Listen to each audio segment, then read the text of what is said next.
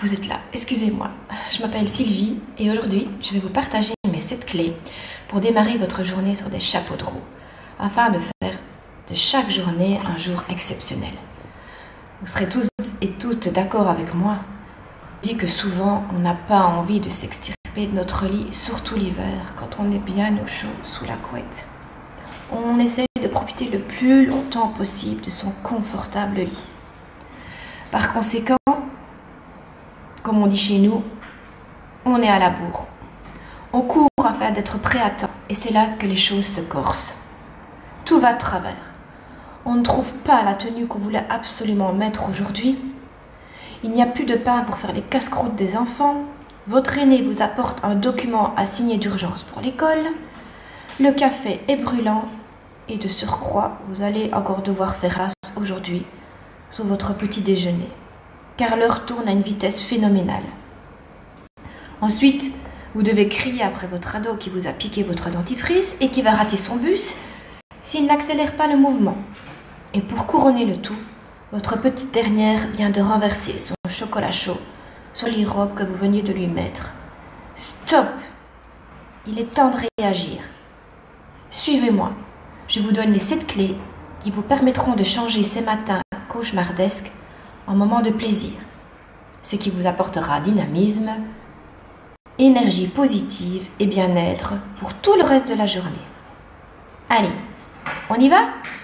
Go, go, go!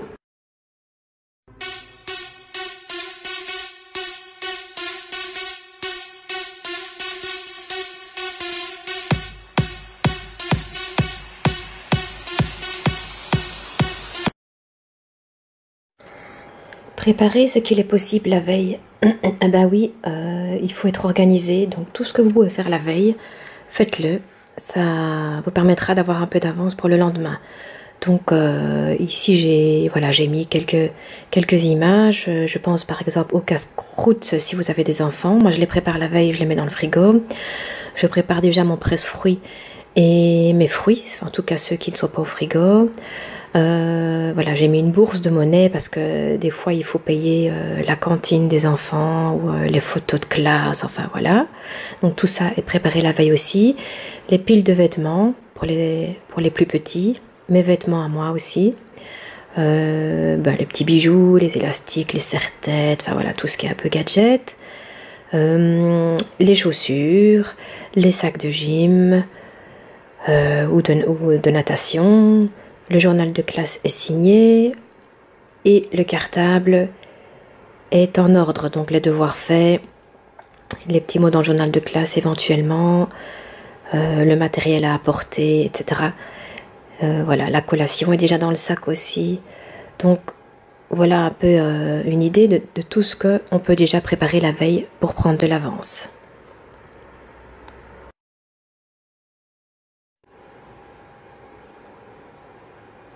Alors, mettre le réveil plus tôt, évidemment. Il ne faut pas trop minuter non plus pour être trop juste. Il faut toujours prévoir un petit peu de battement. Donc, n'ayez pas peur d'avancer vos aiguilles d'une demi-heure en fonction de ce que vous avez à faire. Donc, pour avoir bien le temps de déjeuner, pour faire votre visualisation, on va le voir après, votre petite activité physique, etc.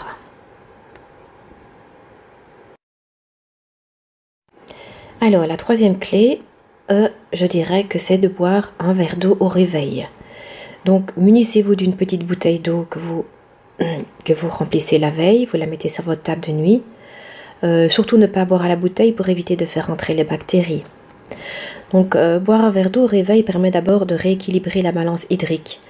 Comme vous le savez, l'eau étant riche en sodium, potassium, calcium, magnésium et en oligo-éléments, elle possède des vertus thérapeutiques.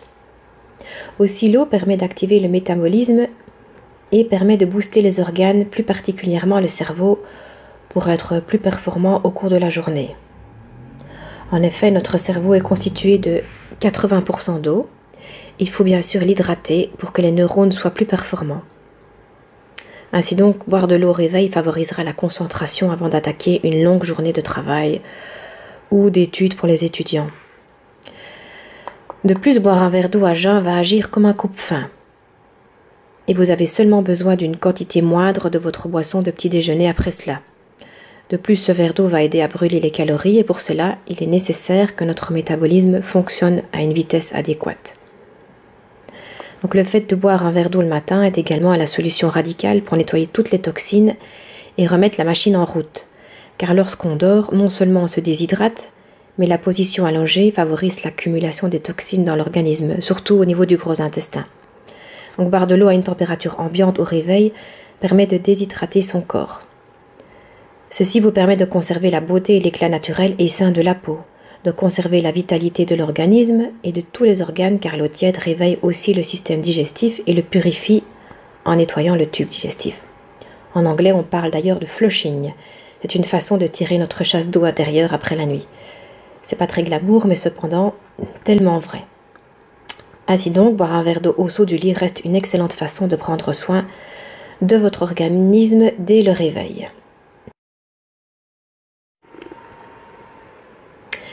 La clé suivante, selon moi, est d'écouter une musique qui vous plaise et en même temps de visionner le déroulement positif de votre journée.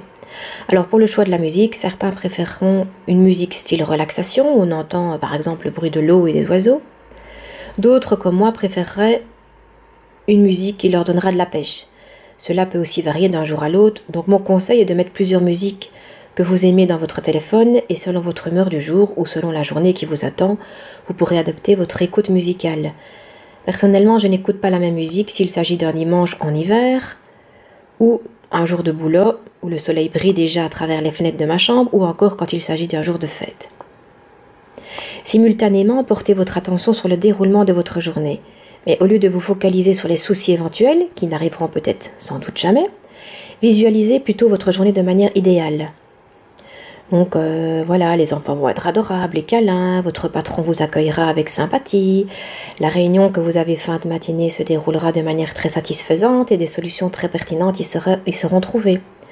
Ou votre amoureux vous enverra un gentil petit message pour vous inviter au resto le soir. Ah, je suis sûre que vous saurez faire preuve de créativité. Cet exercice pourra se révéler un peu hard au début, mais vous verrez au fil des jours que vos pensées seront de plus en plus positives.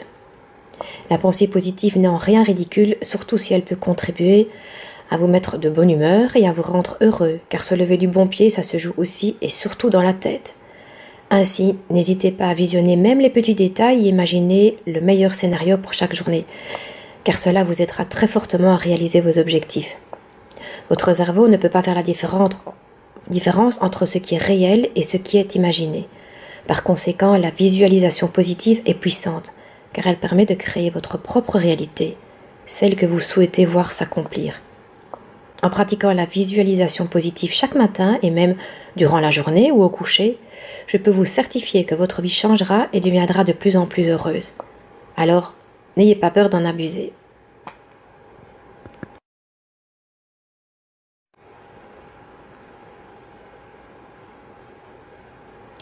La chose suivante que je préconise pour bien démarrer la journée est de faire une activité sportive de quelques minutes. D'aucuns iront faire un footing ou une marche rapide s'ils ont la possibilité de le faire. Moi, étant maman élevant seule une famille nombreuse, j'ai choisi le mini trampoline. C'est sur place, on ne transpire pas beaucoup et les bienfaits de ces disciplines sont géniaux. Je ne vais pas entrer dans les détails, mais cette discipline appelée rebonding aux USA est utilisée dans les salles de fitness. Avec le trampoline, vous pouvez améliorer votre capacité respiratoire, développer la circulation sanguine, ce qui va oxygéner les tissus pour une meilleure élimination des toxines. Retenez que 10 minutes de trampoline valent 30 à 40 minutes de course. Et en termes de calories, le trampoline permet de dépenser jusqu'à 700 à 900 calories en une heure, ce qui n'est pas du tout négligeable. Si vous désirez en savoir plus sur les bienfaits liés à cette discipline, je vous ai mis le lien sur la diapositive en bas à gauche. Vous verrez la liste des avantages. Elle est très longue et il y en a encore d'autres comme le rééquilibrage entre les deux cerveaux gauche et droit. Cet outil prend moins d'1 mètre de diamètre et on le trouve dans les magasins de sport comme Decathlon pour une trentaine d'euros. Alors 10 minutes de trampoline le matin vous mettra en forme tant au niveau du mental que du corps.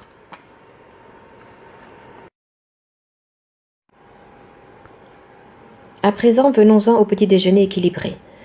Je ne vous apprends rien de bien nouveau et pourtant trop de personnes pensent gagner du temps ou de l'énergie en s'abstenant de le prendre comme il se doit. Pour rappel, c'est le repas le plus important de la journée. Tellement important pour démarrer la journée du bon pied qu'on pourrait presque tout se permettre. Salé, sucré, qu'importe. Faites-vous plaisir. En ce qui me concerne, il y a une règle sur laquelle je ne déroge pas, c'est mon jus de fruits frais, pressé au moment de le boire. Je privilégie les citrons qui permettent de rééquilibrer le taux d'acidité de mon organisme après la nuit. Cependant, le citron restant très acide, je le presse avec d'autres agrumes. Pour le reste, plus votre petit déjeuner sera composé de produits différents, plus il sera varié, mieux ce sera pour vous. Et il pourra vous apporter tous les éléments essentiels dont vous aurez besoin pendant la journée. Alors je compte sur vous pour faire preuve de créativité.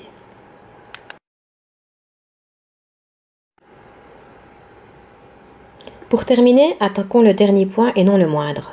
Se faire beau ou belle. Un jour, alors que ma petite fille de 3 ans jouait avec ma boîte de boucles d'oreilles, elle me tendit une paire de boucles pendantes de couleur rouge en me disant « Tu mettras ces boucles d'oreilles là, maman, demain pour aller travailler, elles sont super jolies. » Et moi de lui dire que ce sont celles qui vont avec ma robe rouge que je mets pour aller manger un bout le week-end avec les copains ou copines, mais pas pour aller travailler. Elle me répondit pleine d'assurance « Mais tu dois aussi te faire belle pour aller travailler, s'il te plaît, maman. Mets ta robe rouge et les boucles d'oreilles demain au travail. » J'ai donc voulu lui faire plaisir et j'ai mis ma robe rouge et mes boucles assorties le lendemain au travail. J'étais un peu mal à l'aise, mais je n'ai eu que des compliments. Je me suis sentie belle et cela a rayonné autour de moi. Je me suis sentie plus confiante et j'ai passé une excellente journée. Cet épisode a suivi plusieurs fois où devant ma garde-robe je me suis dit « Toutes ces belles tenues que je ne mets plus car je n'ai pas souvent l'occasion de sortir avec autant de responsabilités dans ma vie. Quel gâchis !» Eh bien, vous savez quoi?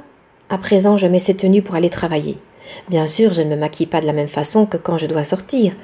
Je mets des talons moins hauts et je n'agrémente pas mes jolies robes de bijoux ou accessoires comme je le ferais en sortie, quoique je pourrais le faire. Mais tout dépend aussi du travail que l'on exerce, j'en conviens. Mais me faire jolie, d'abord me permet de rayonner autour de moi. Je me sens belle, féminine, et cela favorise les liens. Vos collègues féminines vous posent des questions sur telle ou telle robe, vous demandent conseil ou veulent connaître le magasin où vous avez trouvé tel article. De plus, il y a toujours quelqu'un qui vous complimentera, ce qui vous fera un bien fou. De surcroît, vos tenues, au lieu de rester enfermées dans un placard, seront rentabilisées. Alors, n'attendez pas les occasions pour vous faire belle ou beau. C'est bon pour le moral. Et puis ne dit-on pas belle à l'extérieur, belle à l'intérieur? Cela vaut aussi au masculin, messieurs. Et peu importe les critères de beauté, on a chacune et chacun sa façon de prendre soin de soi. Alors, foncez!